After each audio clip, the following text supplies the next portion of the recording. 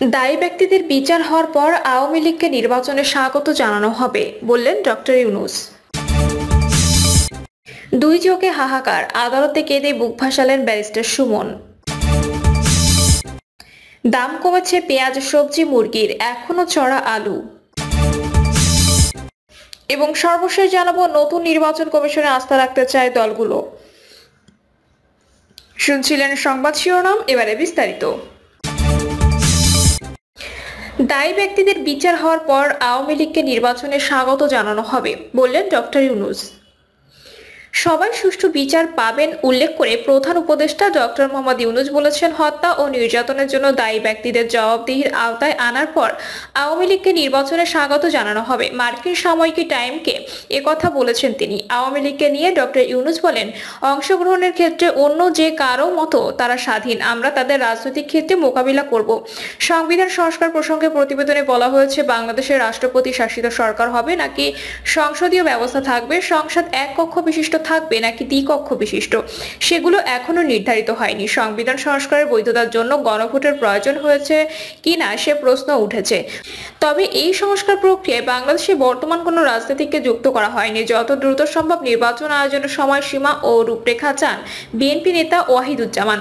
তবে এ নিয়ে তাড়াহুড়ো করতে চান না প্রধান উপদেষ্টা ডক্টর মোহাম্মদ ইউনূস। তার ভাষ্যমতে নির্বাচনের জন্য নির্দিষ্ট কোনো তারিখ এখনো নির্ধারণ করেনি সরকার। তিনি বলেন, প্রথমে আমাদের রেল লাইন ঠিক করতে হবে যাতে ট্রেন সঠিক দিকে যেতে পারে। টাইমের প্রতিবেদনে বলা হয়েছে, বাংলাদেশের সবচেয়ে পুরনো রাজনৈতিক দল আওয়ামী লীগের অংশগ্রহণ বাদে সত্যিকার জাতীয় ঐক্যমত্য সম্ভব না ও হতে পারে না। অন্তত একটা সময় দলটির বিপুল জনসমর্থন ছিল। বর্তমানে দেশে অবস্থান করা আওয়ামী লীগের সদস্যরা বলছেন, তারা কোনো বাছবিচার ছাড়াই নির্বিচারে আক্রান্ত হচ্ছেন।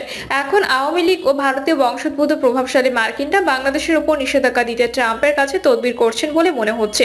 এছাড়া ডেমোক্র্যাট নেতা হিলারি ক্লিনটনের সঙ্গে ডক্টর ইউনূসের বন্ধুত্ব রয়েছে। 2016 সালে প্রেসিডেন্ট নির্বাচনে ট্রাম্পের কাছে পরাজিত হয়েছিলেন হিলারি। তারপর ডক্টর ইউনূস বলেছিলেন, ট্রাম্পের জয় আমাদের এতটা আঘাত দিয়েছে যে আজ সকালে আমার কথা বলতেও কষ্ট হচ্ছিল, আমি সব শক্তি হারিয়ে ফেলেছিলাম। দুই চোখে হাহাকার, আদালতে কেঁদে বুক ভাসালেন ব্যারিস্টার সুমন। হবিগঞ্জ 4 আসনের সাবেক সংসদ সদস্য ব্যারিস্টার সুমন সাইদুল হক সুমনের 2 দিনের রিমান্ড মঞ্জুর করেছে আদালত। দুপুরে হবিগঞ্জে জুডিশিয়াল ম্যাজিস্ট্রেট আদালতের বিচারক কামরুল হাসান রিমান্ড আদেশ মঞ্জুর করেন। এ সময় কান্নায় ভেঙে পড়েন সুমন। এর আগে বৈষম্য বিরোধী আন্দোলনে হামলার ঘটনায় করা মামলায় তদন্তকারী কর্মকর্তা উপপরিদর্শক লিটন রায় তার 10 দিনের রিমান্ড আবেদন করেন। ব্যারিস্টার সুমনকে আদালতে নেওয়ার পথে বিক্ষুব্ধ জনতা বিক্ষোভ করে তার ফাঁসি দাবি করে। এ সময় জনতা সুমনকে বহনকারী প্রিজন ভ্যানে ডিম ছোড়ে। রাষ্ট্রপক্ষের পাবলিক প্রসিকিউটর নুরুল ইসলাম চৌধুরী বিষয়টি নিশ্চিত করেন। তিনি জানান, আন্দোলনে হামলার অভিযোগে 11 সেপ্টেম্বর সুমন সহ 97 আসামির নাম উল্লেখ করে প্রায় 200 জনের বিরুদ্ধে মামলা হয়। সুমনের রিমান্ড শুনানির বিষয়ে ধার্য হয়। ঢাকা কেন্দ্রীয় কারাগারে থাকা সুমনকে হবিগঞ্জ কারাগারে স্থানান্তর করা হয়। জানা গেছে, সকাল থেকে হবিগঞ্জ আদালত চত্বরে অতিরিক্ত নিরাপত্তা জোরদার করা হয়। দুপুর 1টার দিকে পুলিশের প্রিজন ভ্যানে সুমনকে আদালতে নেওয়া হয়। আদালত ভবনে প্রবেশের সময় বিএনপির অঙ্গ সংগঠনের নেতাকর্মীরা তার শাস্তি চেয়ে নানা স্লোগান দেন। এ সময় শত শত মানুষের ভিড় থেকে ব্যারিস্টার সুমনকে লক্ষ্য করে ডিম নিক্ষেপ করা হয়। এছাড়া আদালত চলাকালে সুমনের এক সমর্থক আদালতের ভেতরে ভিডিও ধারণের চেষ্টা করেন। তখন আইনজীবীরা তাকে ধাওয়া করেন। এ সময় ওই সমর্থক পালিয়ে যান। ব্যারিস্টার সুমনের আইনজীবী শহীদুল ইসলাম বলেন, বৈষম্য বিরোধী ছাত্র আন্দোলনের মিথ্যা মামলায় সুমনকে জড়ানো হয়েছে। আমরা আদালতকে বলেছি, ঘটনার দিন তিনি ঘটনাস্থলে ছিলেন। এই মামলায় তার কোনো সংশ্লিষ্টতা নেই। দাম কমেছে পেঁয়াজ, সবজি, মুরগির, এখনো চড়া আলু। বাজারে পেঁয়াজ ও সবজির সরবরাহ বাড়ায় দাম কিছুটা কমেছে। এক সপ্তাহের ব্যবধানে রাজধানীর খুচরা বাজারে পেঁয়াজ কেজিতে 10 থেকে 15 টাকা এবং সবজির দাম কেজিতে 10 থেকে 20 টাকা কমে বিক্রি হচ্ছে। মুরগির দাম কেজিতে 10 টাকা পর্যন্ত কমেছে। তবে এখনো চড়া দামে বিক্রি হচ্ছে আলু ও খোলা সয়াবিন তেল। ডিমের ডজন চড়া দাম 150 টাকায় স্থির থাকলেও কোথাও কোথাও 5 টাকা কমে 145 টাকায় বিক্রি হতে দেখা যায়। বিক্রেতারা বলছেন, আমদানি করা পেঁয়াজের সরবরাহ বৃদ্ধি, ছোট পেঁয়াজ সহ পেঁয়াজ পাতা বাজারে আসায় এই নিত্যপণ্যের দাম কিছুটা কমেছে। শীতকালীন সব ধরনের সবজির সরবরাহ বাড়ায় দাম কমেছে।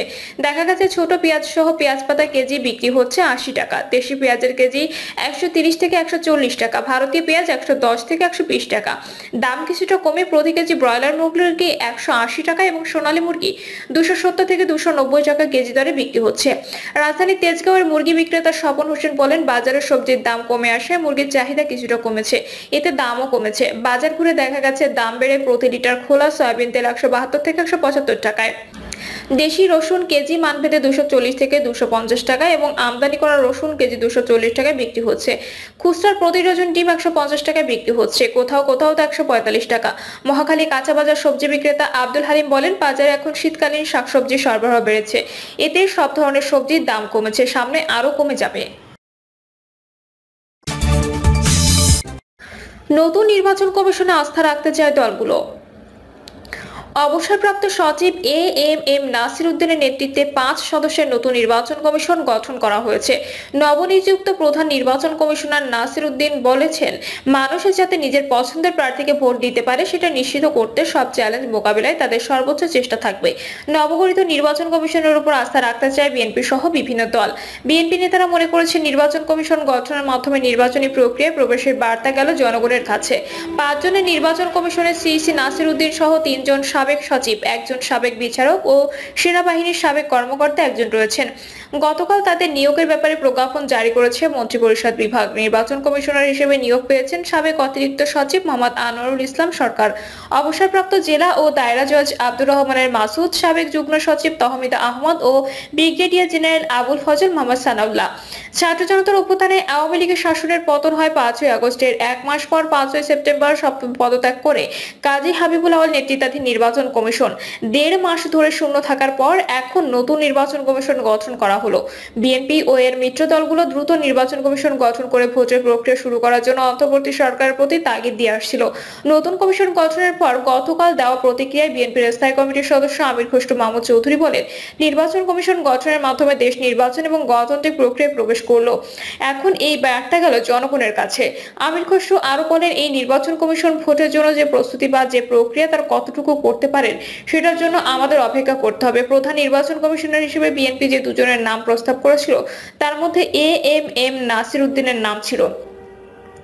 এছাড়া অন্তর্বর্তী সরকার সম্প্রতি তাকে স্থানীয় সরকার সংস্কার কমিশনের সদস্য হিসেবে দায়িত্ব দিয়েছিল, এখন তাকে করা হলো প্রধান নির্বাচন কমিশনার। বিএনপির সঙ্গে যুগপৎ আন্দোলনে থাকা জোট গণতন্ত্র মঞ্চের 2টি দলের নেতারা নাসির উদ্দিনের নেতৃত্বে এই কমিশনের উপর আস্থা রাখার কথা বলেছেন। তবে ওই জোটের আরেক নেতা ও গণসংহতি আন্দোলনের প্রধান সমন্বয়কারী জোনায়েদ সাকি জানান, নতুন নির্বাচন কমিশনের প্রত্যাশিত কেউ নেই, তাই কমিশন নিয়ে তিনি কোনো মন্তব্য করতে চান না। জামায়াত ইসলামের কেন্দ্রীয় প্রচার সম্পাদক মতিউর রহমান আকন্দ বলেন, নতুন কমিশন অংশগ্রহণমূলক, গ্রহণযোগ্য, অবাধ, সুষ্ঠু ও নিরপেক্ষ নির্বাচন করে আস্থার প্রমাণ দেবে, সেটা জামায়াতের প্রত্যাশা। এছাড়া ইসলামী দলগুলোর মধ্যে ইসলামী আন্দোলনের জ্যেষ্ঠ যুগ্ম মহাসচিব গাজী আতাউর রহমান জানান, প্রধান নির্বাচন কমিশনার ছাড়া অন্যদের সম্পর্কে ধারণা নেই। তিনি বলেন, সিইসি যদি স্বাধীনভাবে কাজ করতে পারে তাহলে নির্বাচন ব্যবস্থার প্রতি জনগণের যে অনাগ্রহ এবং অনাস্থা তৈরি হয়েছে সেটি পুনরুদ্ধারে সক্ষম হবেন বলে আশা করি। ইতিবাচক প্রতিক্রিয়া জানিয়েছেন গণ অধিকার পরিষদের সভাপতি নুরুল হক। তিনি বলেন, অন্তর্বর্তী সরকার নিশ্চয়ই অনেক ভেবেচিন্তেই কমিশন করেছে, আমরা তাদের উপর আস্থা রাখতে চাই, আমরা তাদের স্বাগত জানাই। প্রধান নির্বাচন কমিশনার নাসির উদ্দিনের বাড়ি কক্সবাজারের কুতুবদিয়ায়। 1953 সালের 1 জুলাই তার জন্ম। তিনি চট্টগ্রাম বিশ্ববিদ্যালয়ে অর্থনীতিতে স্নাতকোত্তর করার পর শিক্ষক হিসেবে কর্মজীবন শুরু করেন 1977 সালে। 2 বছর পর 1979 সালে বিসিএস দিয়ে সরকারি চাকরিতে যোগ দেন তিনি। নাসির উদ্দিন জানান, দীর্ঘ কর্মজীবনে তিনি তথ্য মন্ত্রণালয়ের সচিব ছিলেন, এরপর পরিকল্পনা বিভাগের সদস্য হয়েছিলেন। তিনি বিদ্যুৎ, জ্বালানি এবং স্বাস্থ্য মন্ত্রণালয়ের সচিব ছিলেন। 2010 সালের জুলাই মাসে সরকারি চাকরি থেকে অবসর নেন তিনি। এছাড়া নতুন নির্বাচন কমিশনারদের মধ্যে সাবেক অতিরিক্ত সচিব মোহাম্মদ আনোয়ারুল ইসলাম জাতীয় গৃহায়ন কর্তৃপক্ষের পরিচালক এবং 2016 সালে ভারপ্রাপ্ত সচিব পদমর্যাদায় বাংলাদেশ জ্বালানি ও বিদ্যুৎ গবেষণা কাউন্সিলের চেয়ারম্যান ছিলেন। টেকসই ও নবায়নযোগ্য জ্বালানি উন্নয়ন কর্তৃপক্ষের চেয়ারম্যান হিসেবে দায়িত্ব পালন করেছেন। আব্দুর রহমানের মাসুদ জেলা ও দায়রা জজ হিসেবে দায়িত্ব পালন করছেন দীর্ঘ সময়। ওই পদ থেকে তিনি অবসর নিয়েছেন বেশ কয়েক বছর আগে। সাবেক যুগ্ম সচিব বেগম তহমিদা আহমদ বিমান পরিবহন ও পর্যটন মন্ত্রণালয়ের যুগ্ম সচিব হিসেবে দায়িত্ব পালন করেন 2018 সালে। ওই বছরই তিনি প্রথমে বস্ত্র ও পাট মন্ত্রণালয়ের যুগ্ম সচিব এবং পরে পাট অধিদপ্তরের পরিচালকের দায়িত্ব পেয়েছিলেন। অবসরপ্রাপ্ত ব্রিগেডিয়ার জেনারেল আবুল ফজল মোহাম্মদ সানাউল্লাহ পাকিস্তানের ইসলামাবাদে বাংলাদেশ হাই কমিশন প্রতিরক্ষা উপদেষ্টা ছিলেন। 18তম BMA লং কোর্সের এই সেরা কর্মকর্তা কর্মকর্তা 35 বছর মিলিটারি সার্ভিসে ছিলেন। গতকাল নিয়োগের প্রজ্ঞাপন জারি হওয়ার অল্প সময় পর বেলা 3টার দিকে কথা বলেছেন নতুন সিইসি এএমএম নাসির উদ্দিনের সঙ্গে। তিনি বলেছেন, মানুষ যাতে নিজের পছন্দের প্রার্থীকে ভোট দিতে পারে সেটা নিশ্চিত করতে সব চ্যালেঞ্জ মোকাবেলার সর্বোচ্চ চেষ্টা থাকবে। সুষ্ঠু, অবাধ ও নিরপেক্ষ নির্বাচন উপহার দেওয়ার জন্য সর্বোচ্চ চেষ্টা চালাবেন। নির্বাচন নিয়ে এক প্রশ্নের জবাবে 71 বছর বয়সী নতুন সিইসি বলেন, 2014 সাল থেকে মানুষ ভোট দিতে পারেনি। গত জুলাই আগস্টের আন্দোলনে অনেক মানুষ প্রাণ দিয়েছে। এই আন্দোলনের মূল বিষয় ছিল ভোটের অধিকার নিশ্চিত করা। এত মানুষের রক্তের সঙ্গে বেইমানি করা সম্ভব নয়। সেজন্য সর্বোচ্চ শক্তি দিয়ে ভোটের অধিকার নিশ্চিত করার চেষ্টা চালাবো।